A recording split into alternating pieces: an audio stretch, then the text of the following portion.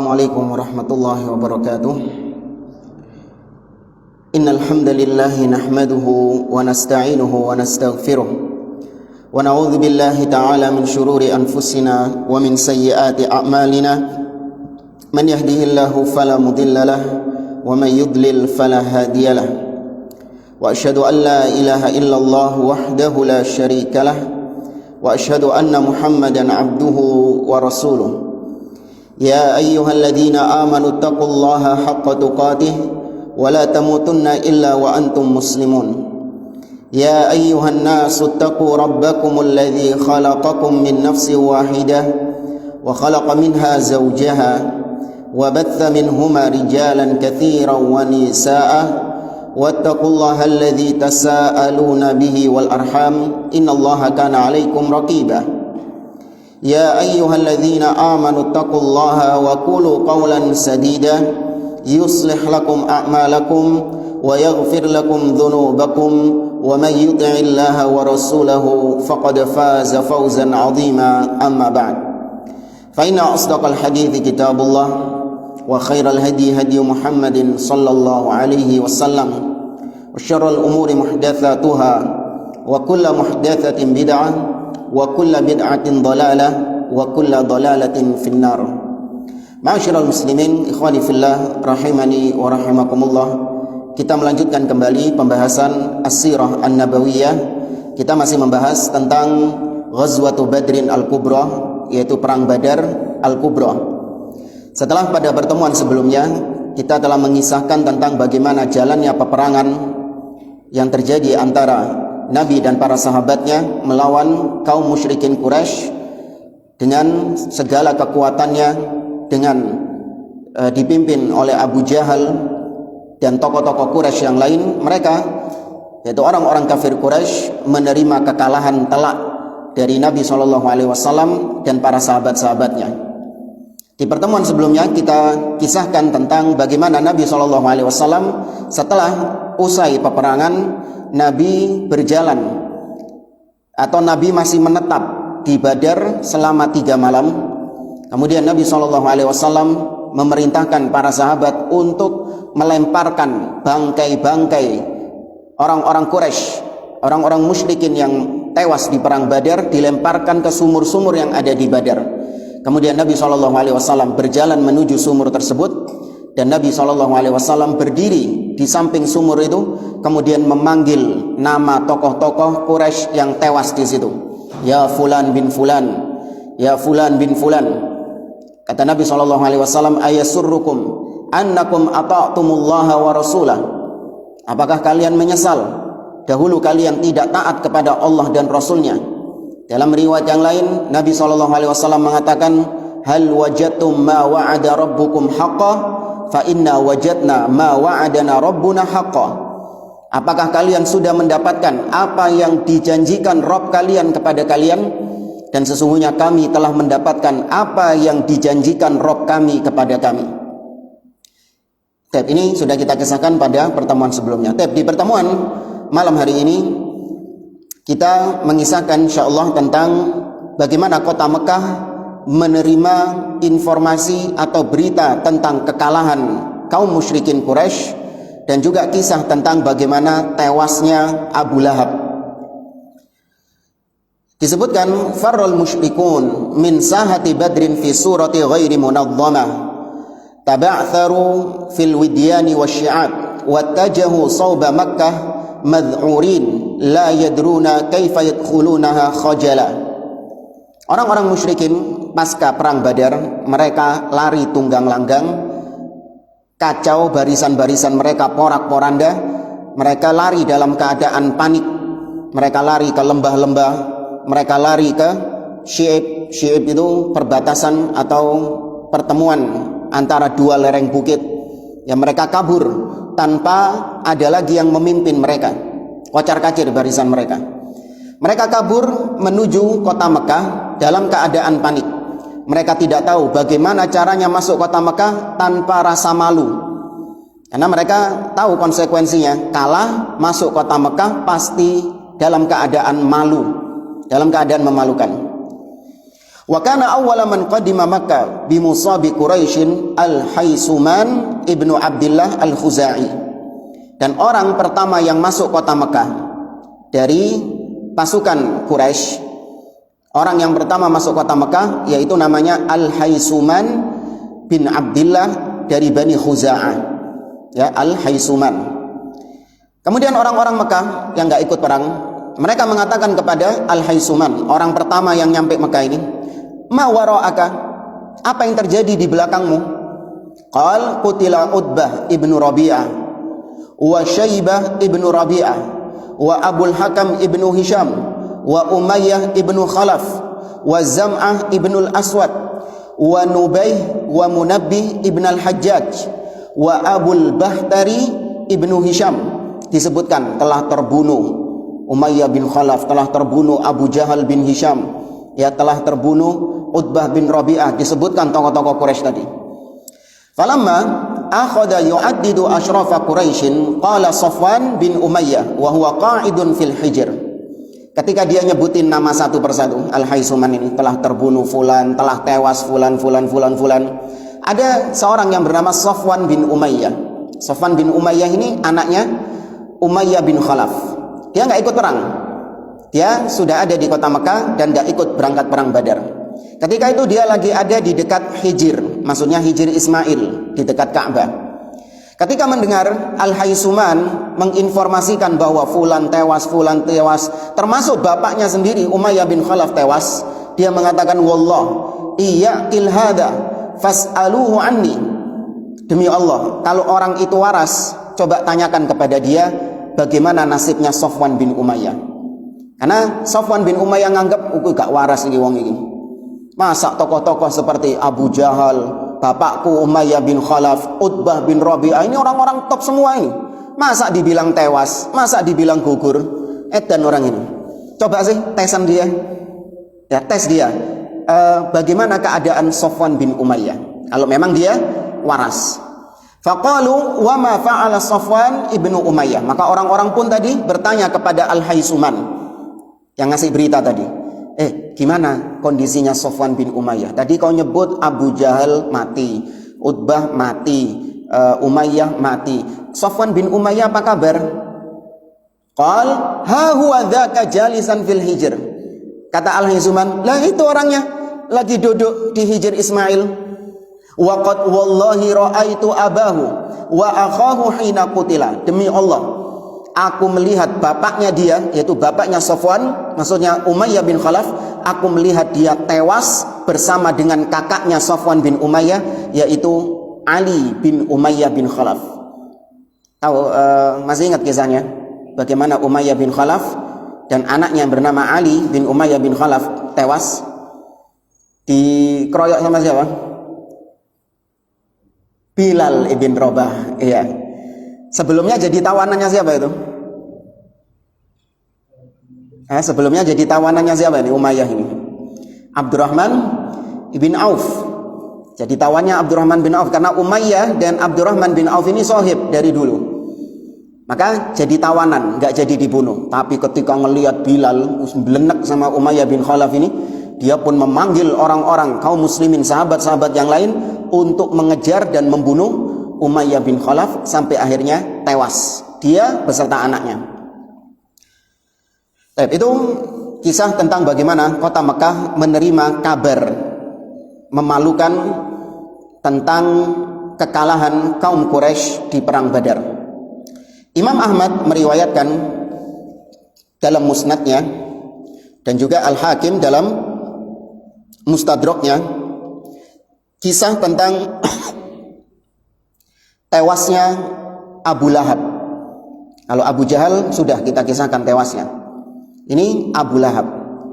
Ada sebagian yang menyebutkan bahwa Abu Lahab ini tewas ketika perang Badar. Artinya dia ikut perang Badar. Padahal tidak. Abu Lahab nggak ikut perang Badar. Karena kita tahu Abu Lahab itu dia nggak ikut perang Badar karena ada seorang yang punya utang sama dia. Utangnya dianggap lunas dengan syarat dia menggantikan Abu Lahab untuk ikut perang Badar. Jadi Abu Lahab memang tidak ikut perang Badar. Wallahu a'lam, ana juga nggak sebegitu menyimak ya apa yang dibikin oleh sebagian orang dari film yang viral beberapa tahun yang lalu, film Umar ibn Khattab. Wallahu a'lam, katanya dikisahkan di situ Abu Jahal tewas di perang Badar. Abu Lahab tewas di perang Badar. Ini wallahu a'lam, ana nggak pernah menyaksikan dengan full juga film tersebut karena telah difatwakan oleh para ulama bahwa film tersebut batil. Batil dalam artian bukan hanya dari alur ceritanya, tapi juga batil dari sisi metode mereka dalam membuat film-film seperti itu tidak dibenarkan di dalam syariat Islam.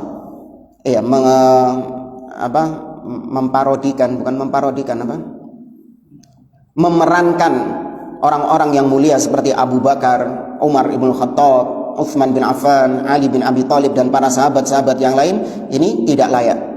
Di satu sisi mereka beralasan bahwa ini adalah metode dakwah, sedangkan metode dakwah dengan cara at-tamthil, tamthil artinya bikin pagelaran atau bikin teater atau dengan cara film seperti ini adalah metode yang bid'ah di dalam agama. Disebabkan zaman dahulu sudah ada namanya tamthil, yaitu memerankan sesuatu, diperankan dalam pertunjukan atau apa sih istilahnya, teater itu, sandiwara. Itu sudah ada di zaman Nabi SAW, meskipun tidak seperti sekarang pakai kamera, ada efek-efeknya ini enggak. Dulu namanya tamthil, yaitu sandiwara itu sudah ada, dipertunjukkan, dipertontonkan, tapi tidak pernah digunakan oleh Nabi dan para sahabat sebagai metode untuk berdakwah. Maka metode dakwah dengan menggunakan tamthil, sandiwara, memerankan hal-hal demikian, ini difatwakan oleh para ulama, diantaranya Syekh Shalih bin Fauzan Al-Fauzan hafizahullah ta'ala. Beliau mengingkari tamthil musalsal Umar ibn Khattab. Film Umar ibn Khattab difatwakan haram, bid'ah di dalam agama. Nah, itu diprakarsai oleh sebagian tokoh-tokoh, ulama-ulama dari tokoh-tokoh Ikhwanul Muslimin seperti Yusuf Al-Qaradawi, yang mendukung musalsal Umar, film Umar ibn Khattab. Tapi wallahu a'lam, katanya di situ digambarkan Abu Lahab itu tewas di perang Badar. Padahal sebenarnya Abu Lahab tidak ikut perang Badar. Dan kalau memang dilihat atau diperhatikan, banyak sekali di dalam film tersebut kisah-kisah yang tidak sahih. Karena memang namanya film itu yang dituntut sama dia itu bukan kesohihan kisah tersebut, tapi epiknya, tapi bagusnya alur ceritanya, membuat penonton itu berdecak kagum. Kan tujuannya kan itu kan, yang penting bikin penonton puas. Kalau hanya bersandar pada kisah-kisah yang sahih, gak seru filmnya. Maka dibumbui sama kisah-kisah yang dhaif, dibumbui sama kisah-kisah yang bahkan maudhu, palsu, supaya lebih menarik lagi filmnya. Baik. Dikisahkan ada sebuah kisah dari Abu Rafi'. Abu Rafi' ini mantan budaknya Nabi SAW. Dia menceritakan dahulu dia itu adalah seorang budak yang dimiliki oleh Al-Abbas bin Abdul Muttalib, pamannya Nabi SAW. Dia menceritakan bahwa Al-Abbas itu sebenarnya itu sudah masuk Islam. Al-Abbas itu sebenarnya sudah masuk Islam. Dan istrinya Al-Abbas yaitu Ummul Fadl itu juga sudah masuk Islam. Dan aku pun, kata Abu Rafi', aku pun juga sebenarnya sudah masuk Islam sebelumnya. Tapi Al-Abbas ini dia itu menjaga gengsinya. Karena dia orang yang berwibawa, karena dia orang yang punya strata yang tinggi, dia tidak menampakkan keislamannya. Tidak menampakkan keislamannya di hadapan orang-orang kafir Quraisy. Wa kana dza malin katsirin mutafarriqin fi qaumihi. Al-Abbas, bapaknya Abdullah ibnul Abbas, dia itu seorang kaya raya. Saking kayanya sampai hartanya dia itu dimiliki oleh sebagian orang di antara kaum Quraisy. Artinya dia suka ngutangi orang. Hartanya dia itu dipegang sama sebagian orang Quraisy. Nah, Abu Lahab, kata Abu Rafi', Abu Lahab termasuk orang takhallafa an Badr. Dia tidak ikut perang Badar. Fa ba'atha makanahu Al-As ibn Hisham ibn al-Mughirah. Nah, ini tadi yang kita sebutkan, yang menggantikan posisi Abu Lahab ketika perang Badar, yaitu Al-As bin Hashim. Al-As ibn Hisham ibn al-Mughirah. Al-As inilah yang menggantikan posisinya Abu Lahab ikut perang Badar. Karena Al-As punya utang sama Abu Lahab, sehingga utangnya dianggap lunas kalau dia ikut perang menggantikan Abu Lahab. Falamma ja'ahul khabar an musabi Badrin min Quraisyin kabatahu Allahu wa akhza. Ketika datang berita bahwa orang-orang Quraisy itu tertimpa kekalahan telak di perang Badar, Allah Azza wa Jalla ingin untuk menghinakan Abu Lahab tersebut. Wa wajadna fi anfusina quwwatan wa izzan wa kuntu rajulan dha'ifan. Ketika kaum muslimin, kata Abu Rafi', ketika kaum muslimin menang melawan orang-orang Quraisy, maka kami umat Islam itu mendapatkan kemuliaan, mendapatkan kewibawaan. Kemudian kata Abu Rafi', dahulu aku ini adalah orang yang lemah karena dia budak. Saya adalah orang yang lemah. A'malul aqdah anhatuha fi hujrati Zamzam. Aku ini kerjaannya bikin panah, bikin busur, bikin anak panah dipahat-pahat sama dia anak panahnya itu. Aku mengerjakan hal tersebut di dekat sumur Zamzam. Fa wallahi inni la jalisun fiha anhatu aqdahi wa indi ummul fadl jalisatun. Dan aku ketika mengerjakan memahat anak panah itu, ada Ummul Fadl, istrinya Al-Abbas, yang juga duduk di dekatku tadi.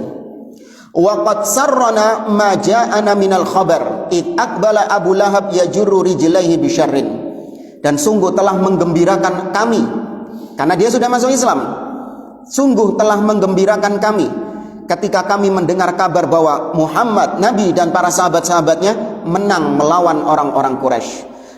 Tiba-tiba datanglah Abu Lahab dengan sombongnya. Hatta jalasa ala tunubil hujrah fakana dhahruhu ila dhahri fabainama huwa jalisun. Tiba-tiba datang Abu Lahab, dia duduk di situ membelakangi aku. Ya, dia duduk membelakangi aku. Punggungnya dia di belakang punggungku. Artinya bertolak belakang gitu.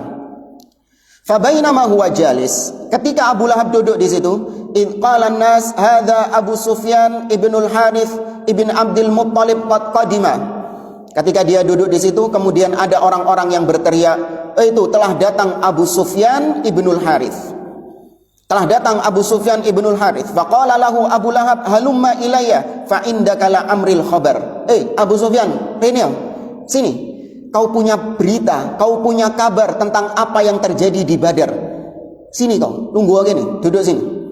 Qala fajalasa ilaihi wan nasu qiyamun alaihi. Maka Abu Sufyan akhirnya datang ke situ, duduk di dekat Abu Lahab, dan orang-orang pun menyaksikan hal itu. Faqala ya ibna akhi akhbirni kaifa kana amrun nas. Wahai Abu Sufyan, beritakan kepadaku bagaimana kabarnya orang-orang yang ikut perang Badar itu. Dia mengatakan, wallahi ma huwa illa an laqinal qauma famanahnahum aktafana yaqtulunana kaifa sya'u. Ceritanya simpel, gampang. Kata dia, demi Allah, kami ke Badar mendatangi suatu kaum. Ketika kami mendatangi mereka, kami persilahkan diri-diri kami untuk dibunuh sama mereka sesuka hati mereka. Seakan-akan seperti itu. Kami datang ke sana, mempersilahkan mereka membunuh kami, membantai kami. Waimullahi ma'adzalika malumtun nas. Tapi meskipun demikian, aku enggak mencela orang-orang yang ikut perang Badar itu. Aku enggak menyalahkan mereka yang ikut perang Badar. Kenapa? Laqina rijalan bidon ala khailin bulkin bainas sama'i wal ard. Wallahi ma tuliku syai'an wa la yaqumu laha syai'. Aku enggak mencela orang-orang yang ikut perang Badar. Aku enggak mencela mereka kalah. Kenapa? Karena ketika kami perang Badar, kami bertemu dengan orang-orang, dengan laki-laki yang putih berseri, di atas tunggangan kuda yang gagah, antara langit dan bumi. Demi Allah, tidaklah seorang berjumpa dengan mereka kecuali binasa orang tersebut. Artinya, siapa yang dimaksud?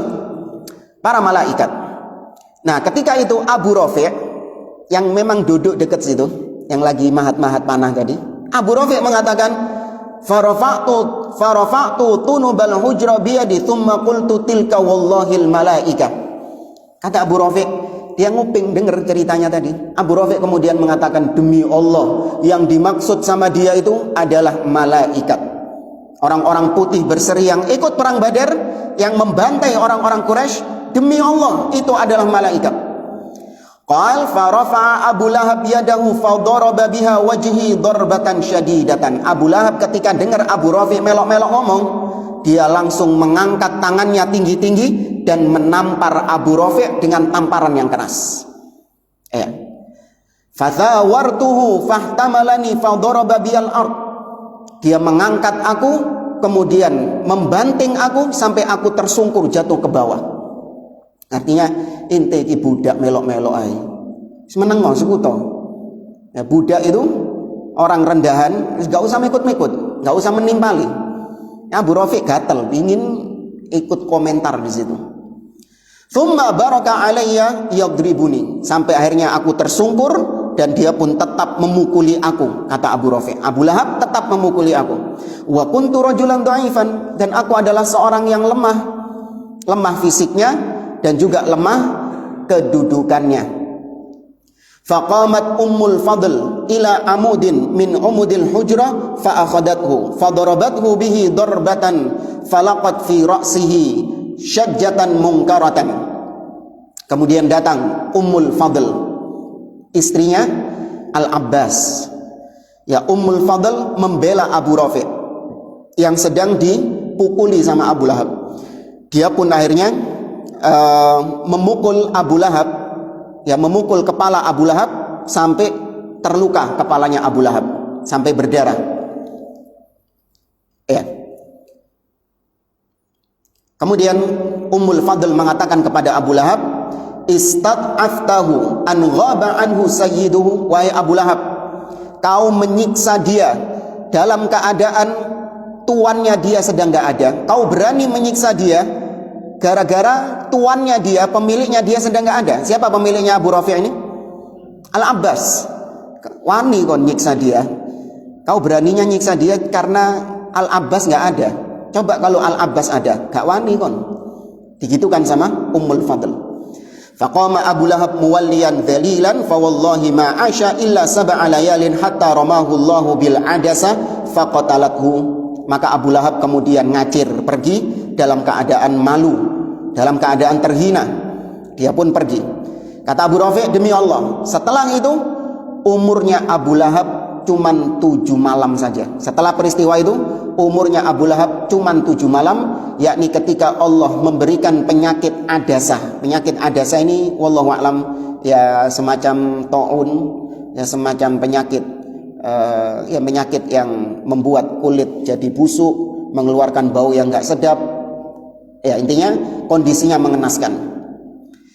Baik, Abu Rafi' melanjutkan ceritanya. Falaqad tarakahu ibnahu lailataini aw thalathatan ma yakfinanihi hatta antana. Faqala rajulun min Quraisyin li ibnai Abi Lahab. Dikisahkan, kata Abu Rafi', Abu Lahab ketika mati kena penyakit adasah ini, ya penyakit yang menghinakan Abu Lahab tersebut.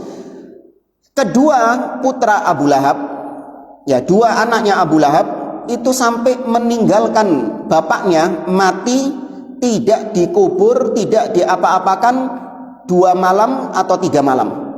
Ya 2 hari 3 hari bapaknya dibiarkan membusuk, mengeluarkan bau yang tidak sedap, dibiarkan mati di situ. Sampai-sampai salah seorang dari orang Quraisy mengatakan kepada putranya Abu Lahab, ala tastahiyani inna abakuma qad antana fi baitihi.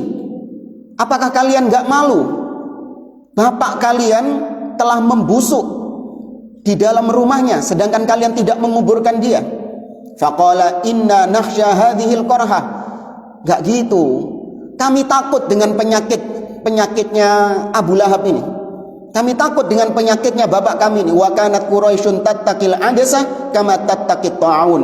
Dan orang-orang Quraisy memang takut dengan penyakitnya Abu Lahab ini, sebagaimana takutnya mereka dengan wabah ta'un, dengan penyakit ta'un. Faqala rajulun, maka salah seorang di antara orang Quraisy mengatakan, in taliqa fa ana ma'akuma. Wis, ayo kita berangkat, kita kuburkan Abu Lahab ini, aku akan menemani kalian. Fa wallahi ma ghasaluhu illa qadfan bil ma'i alaihi min ba'id, thumma ihtamaluhu faqadhafuhu fi a'la Makkah ila jidarin wa qadhafu alaihi al hijarah. Kata dia, demi Allah, kami ketika membawa Abu Lahab, kami tidak memandikan Abu Lahab kecuali kami siram-siram dari jauh. Ya, kami siram-siram dari jauh. Kemudian kami naik ke tempat tertinggi di kota Mekah. Ya, kemudian kami lemparkan dari atas tempat tersebut dan kami lempari dengan batu sehingga tubuhnya Abu Lahab tertutup dengan batu. Dilempari batu dari jauh biar tertutup jenazahnya. Anaknya sendiri, ya, yang melakukan itu anaknya sendiri, yaitu Utbah dan Utaibah, dua anaknya Abu Lahab. Anaknya sendiri yang menguburkannya. Wa hakadha talaqat Makkah amba al-hazima as-sahiqa fi midani Badr wa qad athara dhalika fihim atharan sayyi'an jiddan. Demikianlah kota Makkah menerima berita tentang kekalahan yang menyedihkan di peperangan Badar. Dan kekalahan ini benar-benar mempengaruhi mereka, benar-benar membuat atau memberikan dampak yang buruk kepada mereka. Hatta mana'un niyaha 'alal qatla, sampai-sampai mereka orang-orang Quraisy itu melarang satu dengan yang lainnya, satu sama lain melarang untuk niyaha. Apa niyaha? Niyaha, apa niyaha? Meratapi. Ya, melarang untuk meratapi orang-orang yang gugur di perang Badar. Gak boleh nangis. Ya, ditahan, jangan menangis. Kenapa? Li alla yashmata bihimul muslimun, supaya tidak jadi bahan ejekan kaum muslimin. Ya, nangis ya, biasa gitu kan kalau kita. Ya, gak izin nangisan gitu. Supaya mereka ini pengen tetap tegar. Lihat, kita ini masih punya pride, masih punya wibawa. Meskipun tokoh-tokoh kita, keluarga kita mati, kalah di perang Badar, biasa, kami nggak nangis. Padahal itu sedih luar biasa, jemaah. Padahal mereka ini menahan sedih luar biasa. Cuman itu aturannya, nggak boleh nangis. Jangan menampakkan kesedihan.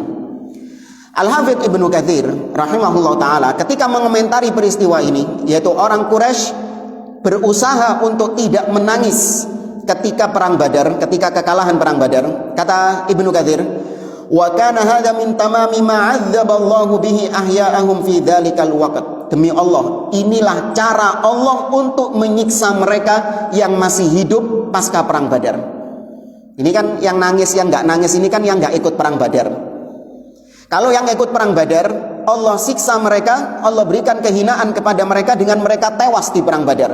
Adapun yang masih hidup, Allah siksa mereka dengan cara apa? Dengan cara mereka menahan kesedihan mereka, nggak nangis. Itu siksaan loh. Ada kesedihan nggak diluapkan dengan menangis, itu semakin sedih nggak? Semakin tersiksa nggak? Semakin tersiksa. Karena kata beliau, fa innal bukaa 'alal mayyit mimma yabullu fuadal hazin. Karena menangisi orang-orang yang kita cintai itu mengurangi kesedihan. Dan sahih, ya, kita luapkan dengan menangis itu mengurangi kesedihan tersebut. Apa hukumnya kalau ada saudara atau orang yang kita cintai meninggal, kita menangis, hukumnya apa? Nah, boleh, tabi'i, itu perkara-perkara yang manusiawi, sedih biasa. Cuman jadi haram apabila diiringi dengan niyaha. Niyaha maknanya adalah yaitu dia berkeyakinan bahwa apa yang Allah tetapkan dari kematian orang yang dia cintai itu salah, keliru. Harusnya jangan diwafatkan. Kenapa Allah mewafatkan dia? Enggak terima dengan apa yang ditakdirkan Allah Azza wa Jalla. Atau dia menangis dengan cara-cara jahiliyah. merobek-robek baju, ya, atau membenturkan kepalanya ke tembok, ya, atau menyiksa dirinya dan lain sebagainya. Sebagaimana yang dilakukan oleh orang-orang Rafidhah, orang-orang Syiah. Mereka meratapi kematiannya Al-Husain, menurut versi mereka, meratapi kematiannya Al-Husain bin Ali bin Abi Thalib dengan cara menyiksa diri mereka sendiri supaya merasakan sakit yang sama dengan yang dialami oleh Al-Husain bin Ali bin Abi Thalib. Baik jamaah rahimani wa rahimakumullah, kita lanjutkan, yaitu kisah tentang kembalinya Rasulullah SAW ke kota Madinah. Aqama Rasulullah SAW bi Badrin ba'da intiha'il ma'rakah thalathata ayyamin wa kanat hadhihi 'adatuhu SAW kama dzakarna. Thumma aqbala raji'an ila al-Madinah wa ma'ahu al-usara minal musyrikin. Nabi SAW, sebagaimana sudah disampaikan, selesai perang Badar, Nabi masih masih tetap di TKP, di lokasi medan peperangan itu di Badar. Beliau masih menetap di sana 3 hari. Dan itu memang adatnya Nabi SAW atau adatnya orang-orang Arab. Selesai perang nggak langsung pulang, tapi diam beberapa hari di situ. Kemudian barulah setelah itu Nabi SAW kembali menuju Madinah.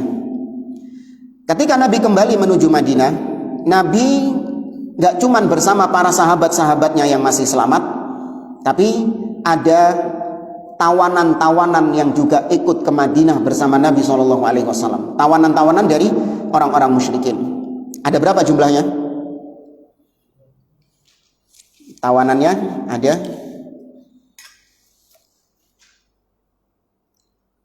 6, sekitar 70 orang. Tawanannya orang-orang musyrikin Quraisy. Di antara tawanan-tawanan ada nama Uqbah bin Abi Mu'aid. Ya, Uqbah bin Abi Mu'aid. Ada yang ingat siapa Uqbah bin Abi Mu'aid? Uqbah bin Abi Mu'aid inilah yang meletakkan kotoran unta ketika Nabi SAW sholat di dekat Ka'bah. Ya, ketika Nabi sholat di dekat Ka'bah, ketika Nabi sujud, maka Uqbah datang membawa kotoran unta atau jeruan unta, kemudian diletakkan di punggung Nabi SAW. Sampai akhirnya datang Fatimah membersihkan punggung ayahnya, yaitu Uqbah bin Abi Mu'aid. Dalam riwayat yang lain juga dikisahkan Uqbah bin Abi Mu'aid yaitu pernah menyakiti Nabi, mencekik Nabi SAW dengan rida, dengan selendangnya, ketika Nabi sholat juga di dekat Ka'bah, sampai akhirnya ditolong oleh Abu Bakar radhiyallahu taala anhu. Itu Uqbah bin Abi Mu'aid, masih hidup tapi dia jadi tawanan. Kemudian juga ada nama An-Nadhr ibnul Harith. An-Nadhr ibnul Harith ini juga salah satu tokoh Quraisy yang suka bikin makar ketika dahulu Nabi dan para sahabatnya masih di Mekah.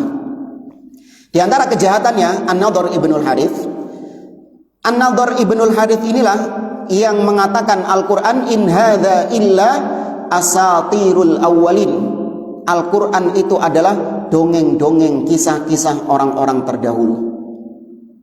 Itu ucapannya, salah satunya adalah An-Nadhr ibnul Harith.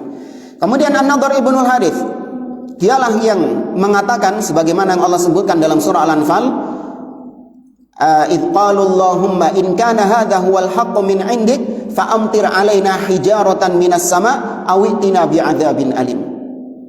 Dia yang mengatakan, ya Allah, apabila memang Muhammad ini membawa kebenaran, Muhammad ini yang benar, maka turunkan kepada kami hujan batu dari langit, atau datangkan kepada kami azab yang pedih.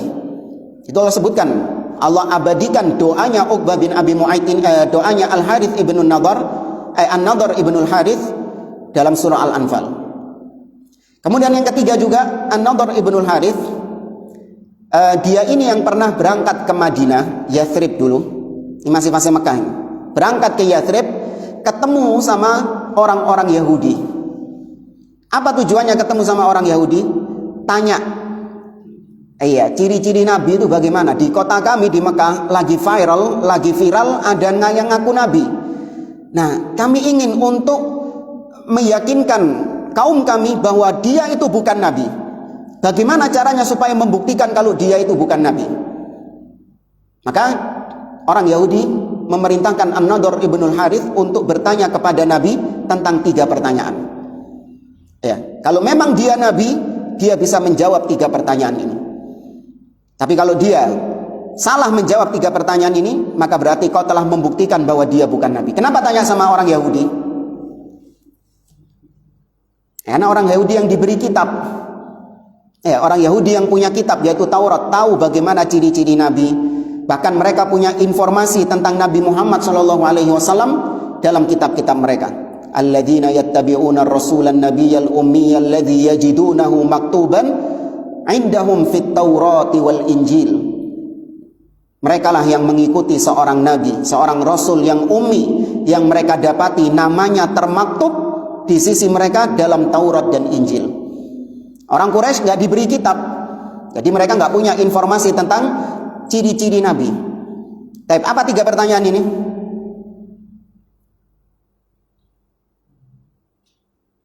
Tanyakan kepada Muhammad tentang apa? Ashabul Kahfi, kisah tentang Ashabul Kahfi. Yang kedua, Dzulqarnain. Yang ketiga, tentang ruh. Ya, apa itu ruh? Bagaimana hakikatnya ruh? Itu yang bertanya adalah An-Nadhr ibnul Harith, demi untuk membuktikan bahwa Muhammad ini bukanlah seorang nabi. Kemudian juga yang lebih parah dari itu, An-Nadhr ibnul Harith ini dia menyewa budak-budak untuk mereka ini menyenandungkan nyanyian-nyanyian kepada orang-orang yang sudah terpengaruh dengan Al-Quran. Ya, bagi orang-orang yang sudah terpengaruh dengan Al-Quran, supaya Al-Quran ini kalah, disaingi dengan musik-musik, disaingi dengan nyanyian-nyanyian. Itu dia sampai menyewa penyanyi-penyanyi. Ya, bahkan dia sampai berangkat menuju ke Persia, untuk belajar tentang kisah-kisah yang menakjubkan dari kisah-kisah raja-raja Persia.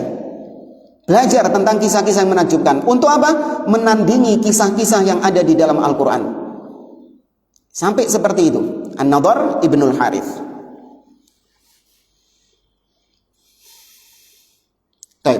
Kemudian dan beberapa orang-orang lain, termasuk diantaranya Al-Abbas bin Abdul Muttalib.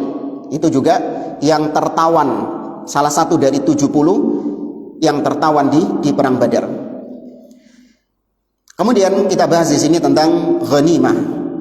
Ya, tentang ghanimah, harta rampasan perang. Ghanimah itu termasuk salah satu syariat Allah Subhanahu wa taala yang dihalalkan kepada Nabi SAW dan umatnya. Yang sebelum syariat Nabi Muhammad SAW, ghanimah ini tidak dihalalkan oleh Allah Subhanahu wa taala. Artinya kaum-kaum terdahulu, nabi-nabi terdahulu, selesai mereka berperang, mereka mengumpulkan ghanimah tersebut, kemudian datang petir yang menyambar dari langit yang menghanguskan ghanimah tersebut. Ya, nggak boleh diambil ghanimah itu.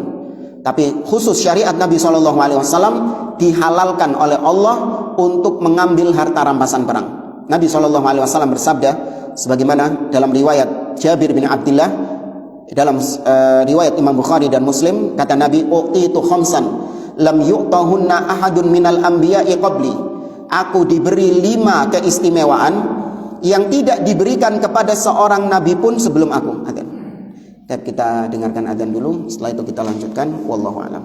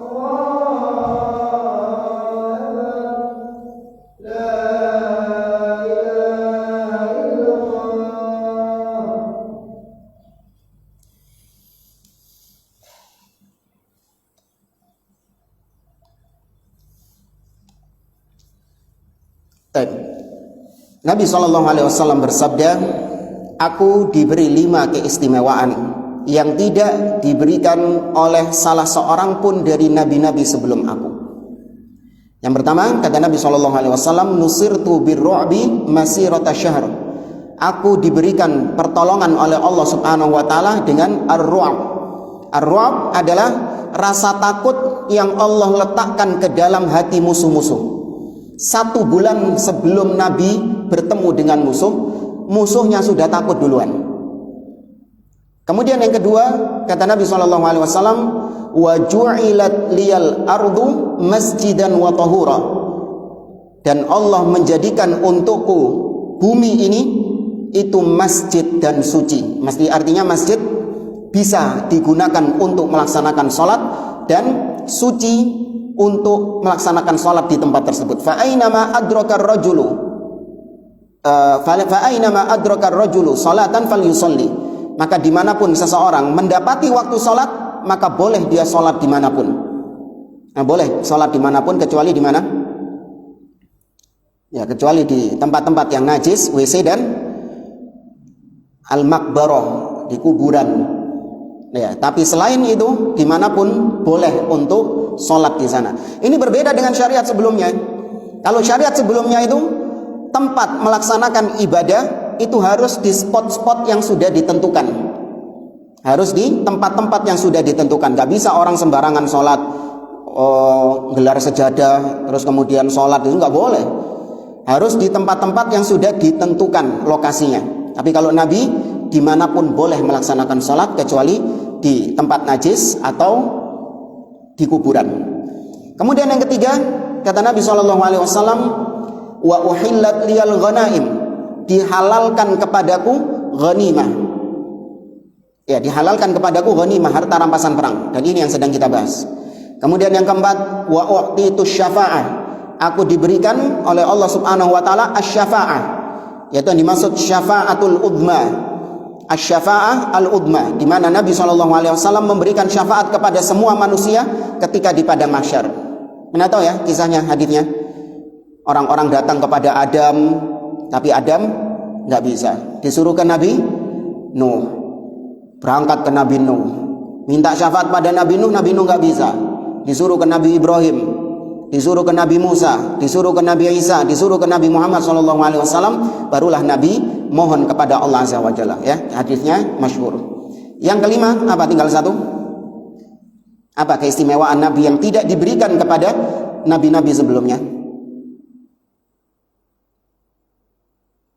Kanal anbiya bu'itsu ila qaumihi khassah wa bu'itsu ila nasi 'amah. Dahulu para nabi hanya diutus pada kaumnya saja. Adapun aku diutus oleh Allah kepada seluruh manusia. Ya, itu keistimewaan Nabi SAW yang tidak diberikan kepada nabi-nabi sebelumnya. Tapi kita bahas tentang ghanimah. Wa qabala rahilil muslimina min badrin waqa'a khilafun bainahum haulal ghanaim li'anna hukmaha lam yakun syuri'a yawma idzin washtadda al-khilafu bainahum hatta anzalallahu ta'ala surat al-anfal. Ketika itu terjadi khilaf, perbedaan pendapat di antara sebagian kaum muslimin, sebagian para sahabat tentang ghanimah ini. Kenapa terjadi khilaf? Karena memang belum ada hukum yang turun menjelaskan tentang ghanimah. Karena ini kan baru perang pertama ini. Perang Badar ini perang pertama. Belum ada hukum dari Allah yang menjelaskan tentang bagaimana ghanimah ini. Sampai Allah Azza wa Jalla menurunkan hukum tentang ghanimah itu di dalam surah Al-Anfal. Yas'alunaka 'anil anfal. Qulil anfalu lillahi war rasul. Mereka bertanya kepadamu wahai Muhammad tentang Al-Anfal, yaitu harta rampasan perang. Katakanlah ghanimah itu milik Allah dan Rasulnya. Imam Ahmad rahimahullah meriwayatkan dengan sanad yang hasan di dalam musnadnya dari Abu Umamah Al-Bahili radhiyallahu anhu qala sa'altu Ubadah ibn As-Samit radhiyallahu anhu 'anil anfal. Aku pernah bertanya kepada Ubadah ibn Samit tentang Al-Anfal, harta rampasan perang. Maka kata Ubadah ibn Samit, "Fina ma'syara ashabi Badrin nazalat hina ikhtalafna fil anfal." Itu ayat tentang surat Al-Anfal turun ketika kami, yaitu para sahabat-sahabat yang ikut perang Badar, turun tatkala kami sedang berselisih tentang hukum ghanimah.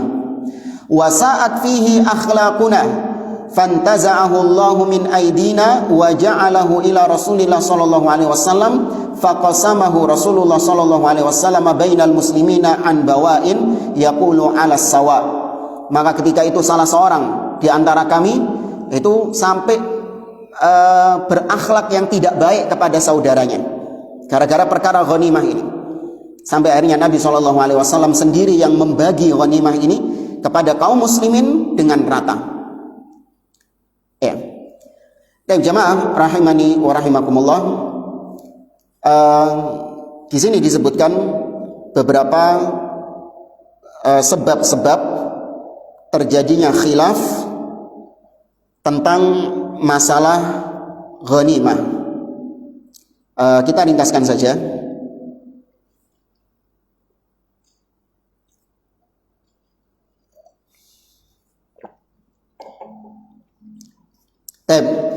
Kita sudah kisahkan tentang kisah Umair bin Abi Waqqas.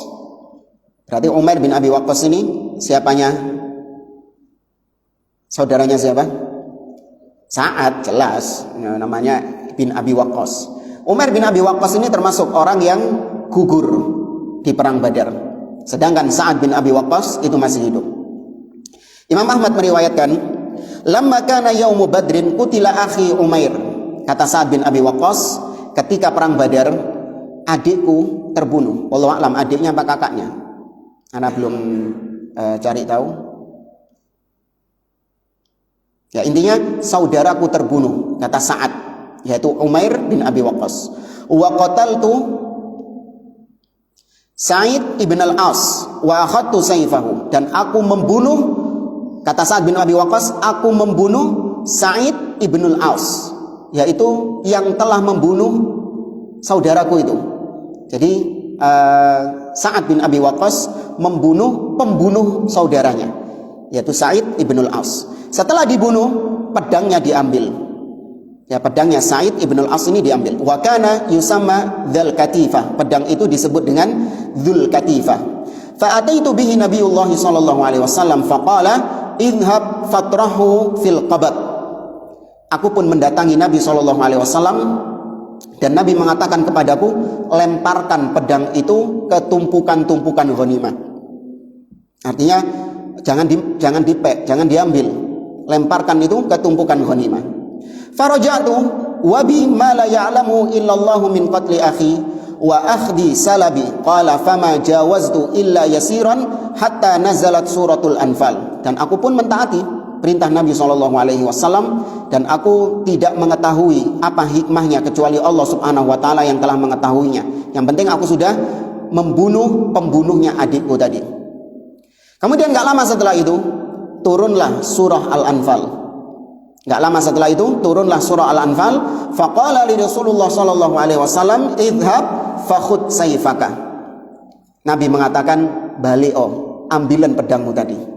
Ya, kau kembali lagi, silahkan kau ambil pedangmu tadi. Itu menunjukkan bahwa hukum yang memang belum ditetapkan oleh Allah Subhanahu wa Ta'ala, maka Nabi SAW tidak berani menghukuminya. Karena namanya hukum, inil hukmu illa lillah. Hukum hanya milik Allah. Allah yang memutuskan hukumnya, bukan Nabi SAW. Kalau memang putusan itu ada pada Nabi, Nabi sudah memberikan putusan kepada kepada Sa'ad bin Abi Waqqas. Tapi setelah Allah menghalalkan ghanimah, Nabi mengizinkan Sa'ad bin Abi Waqqas untuk mengambil pedangnya kembali. Baik jamaah rahimani wa rahimakumullah, tadi belum kita kisahkan ya, siapa? Uqbah bin Abi Mu'aid dan An-Nadhr ibnul Harith. Kedua orang ini itu dibunuh. Ya, dibunuh, bukan ditawan. Kemudian setelah ditawan, Nabi memerintahkan para sahabat untuk memenggal kepala dua orang ini. Nanti mungkin ada detail kisahnya. Kalau nggak salah ada, apa sudah terlewatkan tadi. Uqbah bin Abi Mu'aid memelas kepada Nabi, minta kasihan dari Nabi SAW. Tapi Nabi tidak ada belas kasih kepada Uqbah bin Abi Mu'aid, tetap memerintahkan untuk dibunuh. Ya mungkin ada terlewatkan, dan insya Allah kita lanjutkan tentang ghanimah ini di pertemuan yang akan datang. Wallahu ta'ala a'lam.